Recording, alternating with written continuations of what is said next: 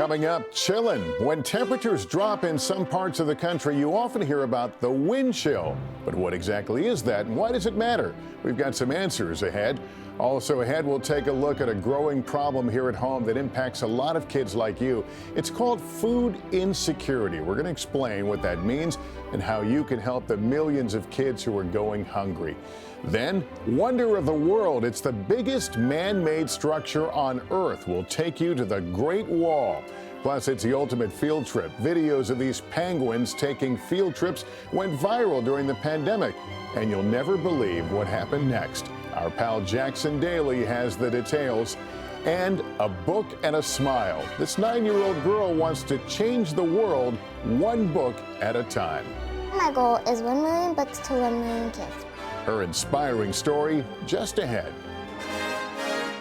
This is NBC Nightly News, Kids Edition. Welcome back to Nightly News Kids Edition. I'm Lester Holt. So happy to be with you guys. Hope you're enjoying the last weekend of February. We've got a terrific lineup ahead, including a great story about these penguins at Chicago's Shed Aquarium. And a little later on, it's the weekend, so we figured let's have some fun. Kate the chemist will be here with a cool experiment you can try at home. One word, slime. Plus, we'll introduce you to this inspiring 9-year-old girl from Texas who is doing something remarkable in her community. But first, let's begin with a story making news lately. You might have heard your parents talking about how the costs of some of your favorite foods and snacks have increased. Well, those rising prices are having an impact on millions of kids and families across the country who can't afford enough to eat and are going hungry. It's called food insecurity. Our friend Kristen Dahlgren is here to explain what's going on. Do you remember a time when you felt hungry? Whenever I'm home, I'm really hungry then, and I guess I get a little hangry. Yeah, it can make you angry or make you feel weak. It can be hard to concentrate. And while you might just reach for a snack, that's not the case for some kids. With food prices skyrocketing, a lot of families in America can't afford enough food. They don't know where their next meal is coming from. Many kids go to bed hungry every night. While the issue is huge, it can often be invisible. People don't realize that hunger is in every single community. Surveys show nearly 1 out of every 6 kids experienced what's called food insecurity. That means they don't know when they'll get their next meal. Julie Saccamundi says the pandemic and inflation have made things even harder for her and her son Gio. Food is expensive, and the worst part is healthy food is even more expensive. So the food that my kid was getting is not sufficient for a kid who plays sports or even for a kid who just needs fuel. When you don't have access to fresh fruits and vegetables, and when you do have access, your parents can't afford them, it's too expensive. A lot of times our children don't eat foods that we really like to see them eat. So there are places around the country set up to help families get food so kids can grow, learn, and play. We want the kids to know that they're like everybody else. You know, you won't be picked on because your parents aren't able to afford to provide meals for you. At the East Texas Food Bank, volunteers pack bags for kids' backpacks filled with healthy, nutritious food items. The bags are distributed at schools on Fridays, so kids have food on the weekends. We get lasagna, beans, ravioli, cereal, fruit cups, pretty much like it all. Sarah is a 5th grader who knows what it's like to go without food. Sometimes we didn't have enough money, so when we got the backpack food, it really improved. Dylan the Science Spinner! When Dylan Pfeiffer heard other kids were going hungry, he decided to take action, organizing his own food drive. Donations poured in. So I've collected about 12,000 pounds already. So I'm gonna try and aim for 20,000 by the end of next year.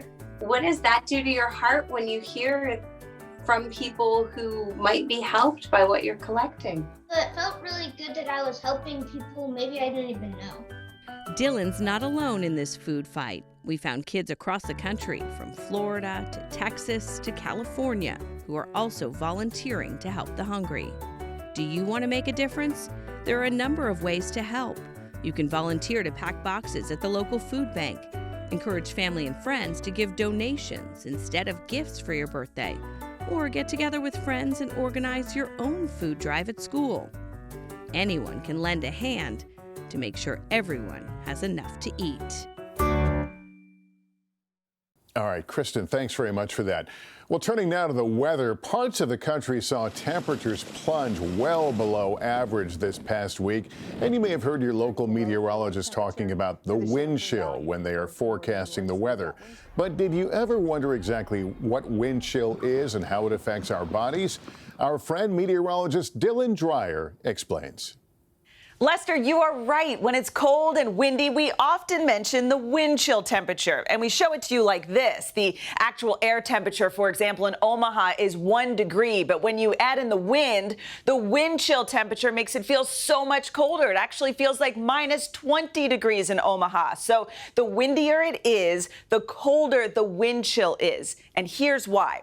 When it's cold, our body tries to keep itself warm. It creates this thin, warm layer right near our skin. But when our skin is exposed to the wind blows that warm air layer away. The windier it is, the more that thin layer is whisked away. And as our body continues to lose heat, it makes us feel colder. That's why we also call the wind chill temperature the feels like temperature, because this is how it feels to us. The good news is that you can protect yourself from the wind chill temperature simply by bundling up and protecting your skin from the wind. Hats, scarves, gloves, coats, they all cover your skin and prevent the wind from blowing that warm layer away. So the next time you hear us talk about the wind chill temperature or the feels like temperature, that's the temperature you should dress for. And it's not just for us, it goes for our pets too. So if you see a dog wearing a jacket, it's not silly, it's actually keeping them warm. Lester, back to you. Dylan, thanks. Now for our Around the Globe series, where we take you to different parts of the world.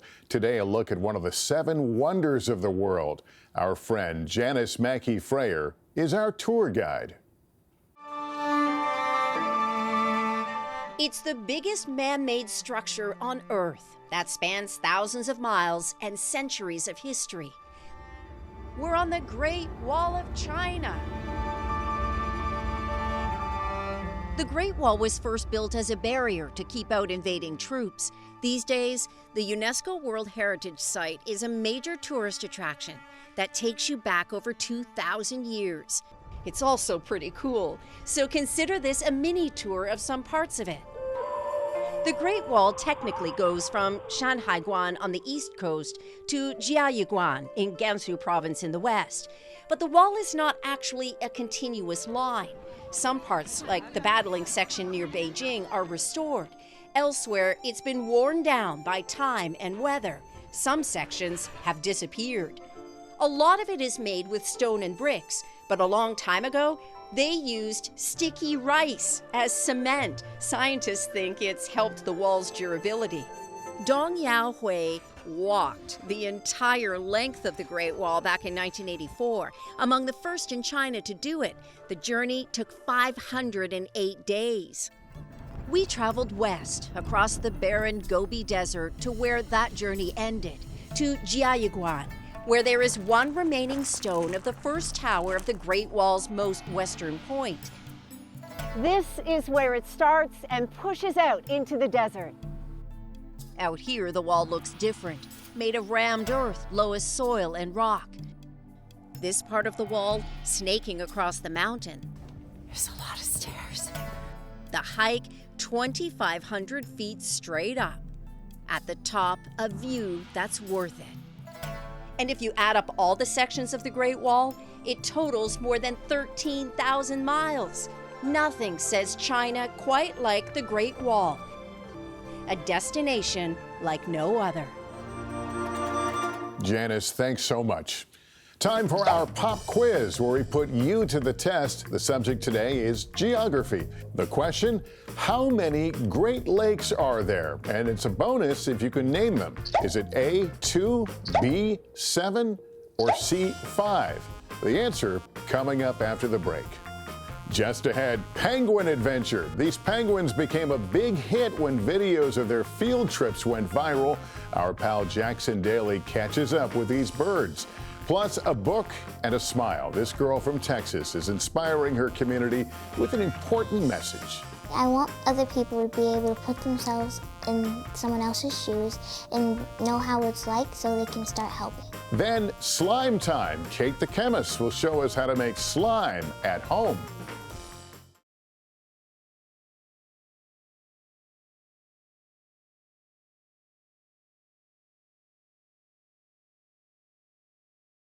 Welcome back to Nightly News Kids Edition. Let's get the answer to our pop quiz. The question, how many Great Lakes are there? Is it A, 2, B, 7, or C, 5?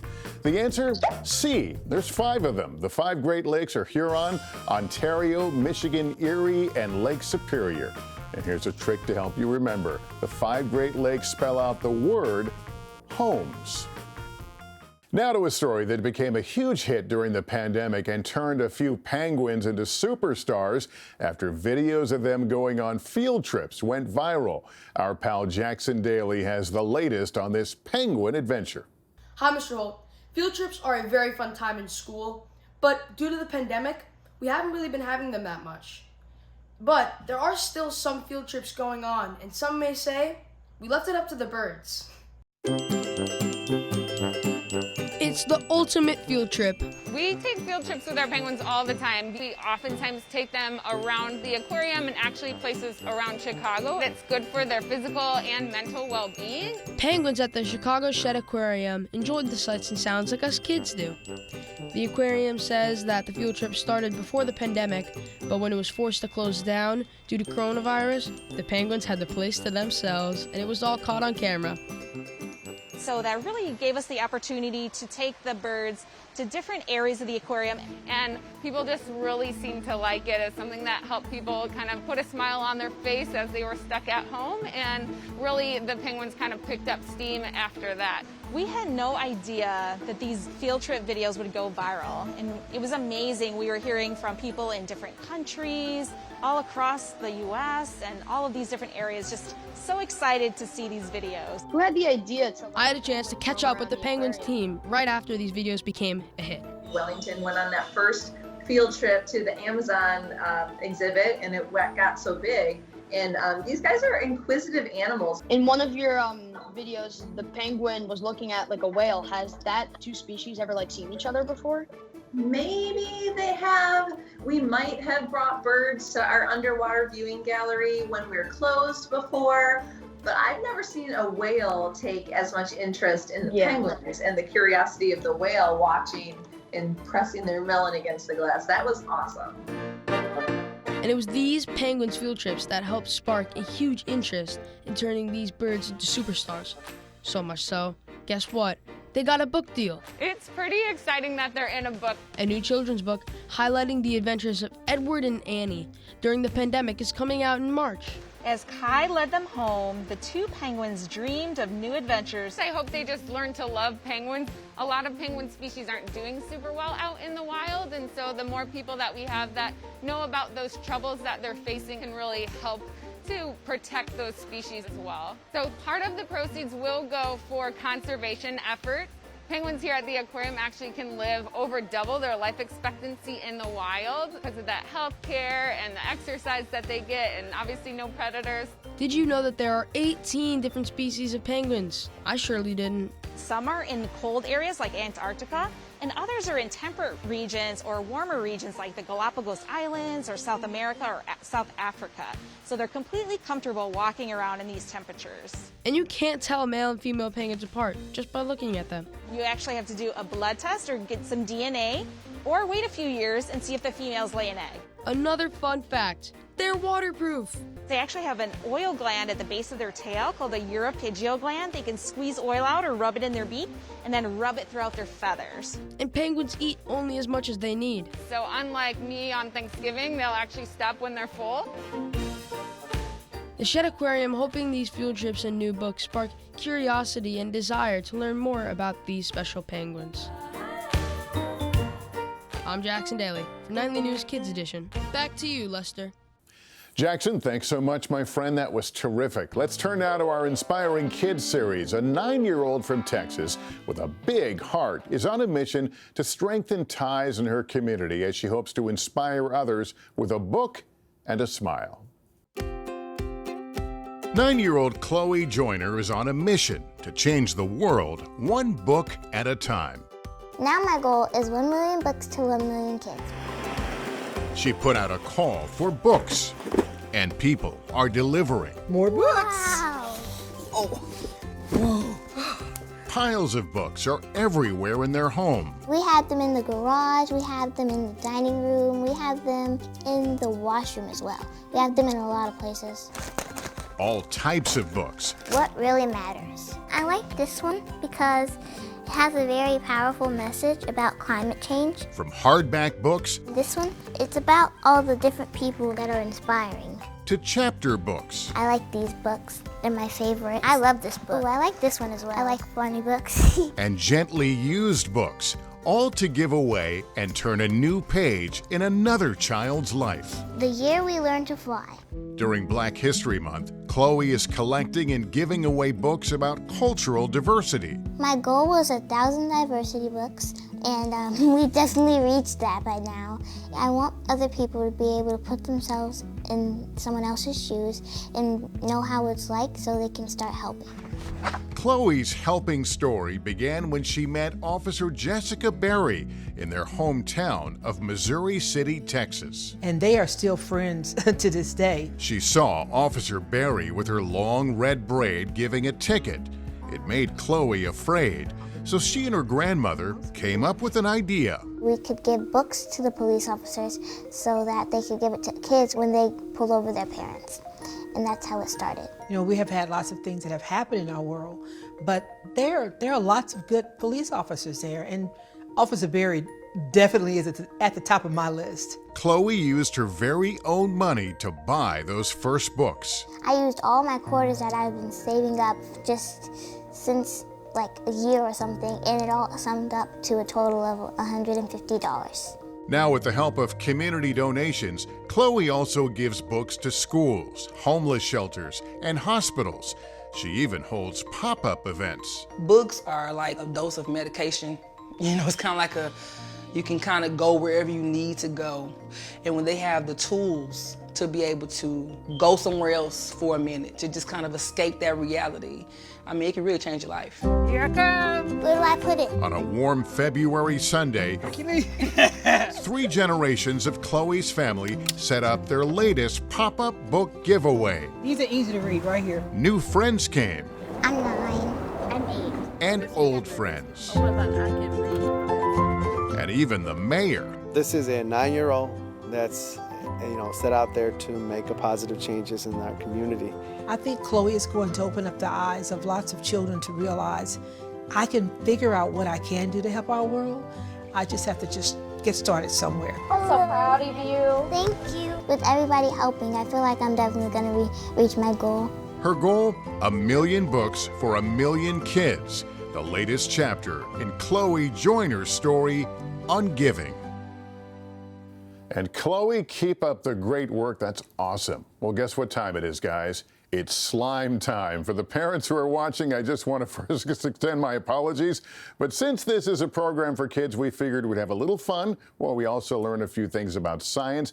Here to show us how to make some slime at home, with your parents okay, by the way, is our pal Kate Berberdorf, author of several fiction books for kids, as well as the nonfiction Kate the Chemist, the Big Book of Experiments. Kate, great to have you back. Thanks for having me. I'm so excited to be here. And slime time, I mean, sign me up for that. Slime time, but I understand this is going to be, we're going to raise it up a notch to puffy slime, right?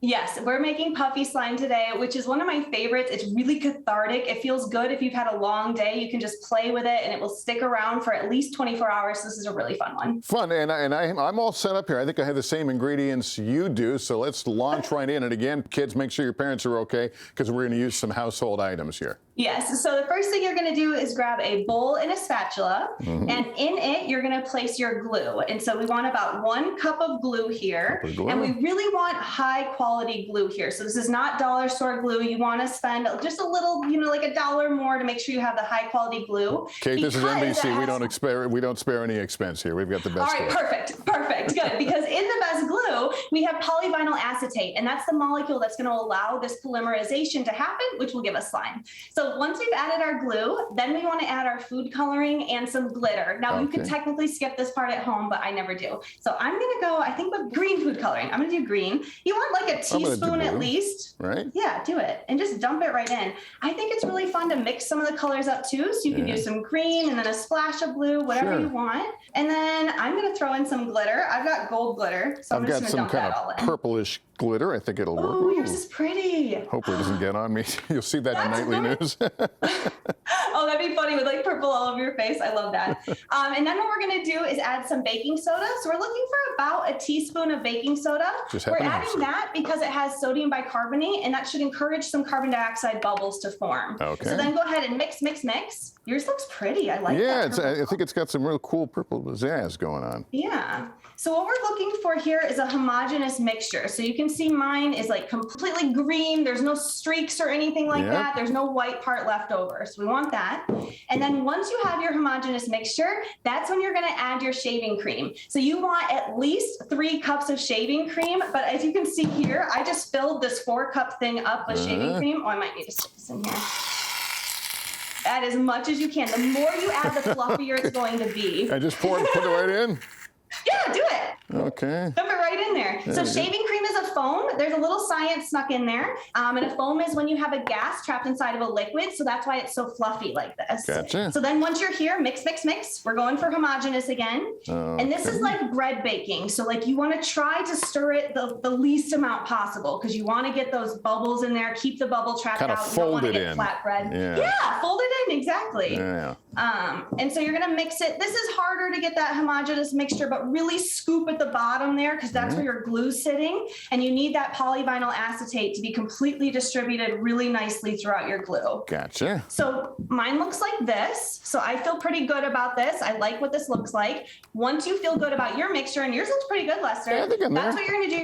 You're going to add that last piece. And so we were looking for about 2 tablespoons of saline solution, so contact solution, and just dump it right in. Okay. And this is what's going to encourage our slime to turn from glue into slime. And so the contact solution has boron in there, and the boron is what we need to make this polymerization reaction occur.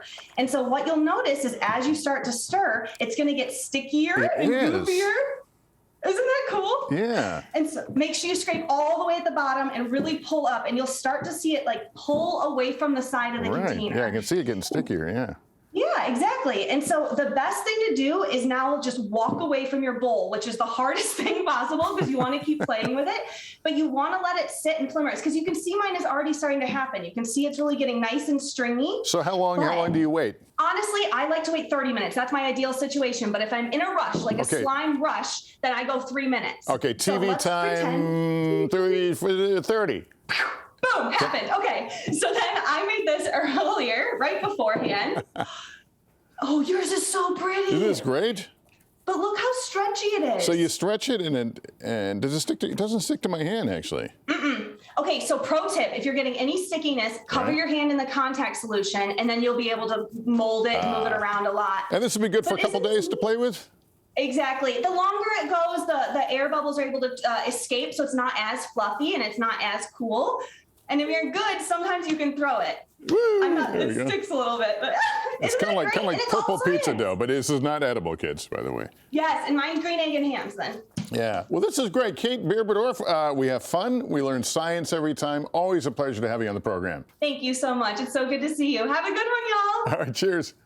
Well, that was a lot of fun, and that's going to do it for us. Parents, just a reminder, if your child has a question about any topic in the news, email a video to us at nightlynewskids@nbcuni.com. You can also follow us on Instagram at nightlykids. Just a program note, you can catch a new episode of Nightly News Kids Edition every Thursday on NBCnews.com and YouTube, and every weekend on NBC News Now.